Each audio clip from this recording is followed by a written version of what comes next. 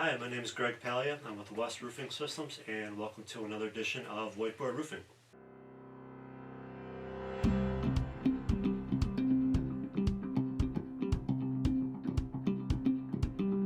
In today's episode, we're going to talk about what's the best option to fix a flat commercial roof.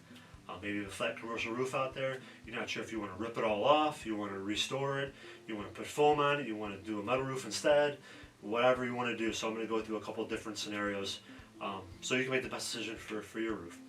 The first thing is, why are spray foam and roof coating systems your best option? They're your best option because most times they can go over an existing roof, saving you tear off, which is super labor intensive and super expensive.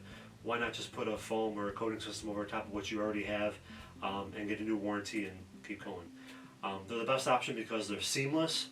You don't have to worry about when you have a rubber roof and they're overlapping, those lose adhesion and wiring underneath there, and just all kinds of bad things can happen.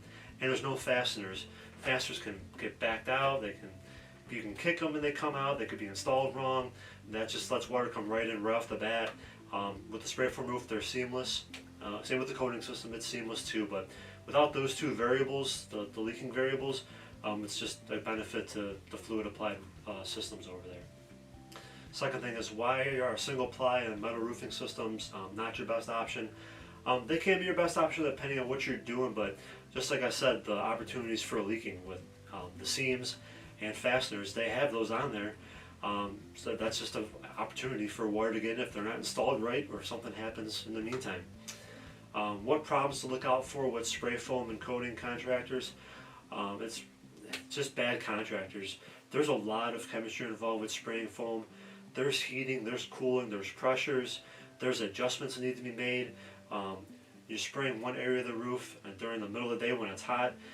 That area over there, it's been in the shade all day. You need to do totally different things to spray the correct foam in that area, or else it will not cure right, it won't look right, and it's just how it is. There's kind of a lot of barriers to entry doing spray foam. The equipment's expensive, but the chemistry, you need to do it for a long time to know how foam reacts and how it looks right, so you make the roof look perfect, or else it's not. A lot of bad contractors spray bad foam, and it's not the foam's fault, but it gives foam a bad name because people don't know how to spray it right. So that's one issue with doing a spray foam or coating system. And then the last question is, does the existing roof system influence the best option or the best system to install? It does. Spray foam and coating can go over almost any single roofing system out there. One scenario where coating on its own is a bad way is an embedded gravel roof.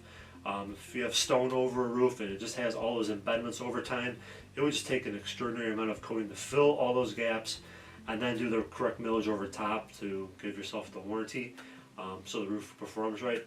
Just wouldn't be cost effective to do coating over there. You might want to lean towards a spray foam roof instead. That's really it for today. If you want to learn any more about all these points, there's a link in the description to the full blog post. But I hope you took away at least one thing new today, and I'll see you next time. Thank you.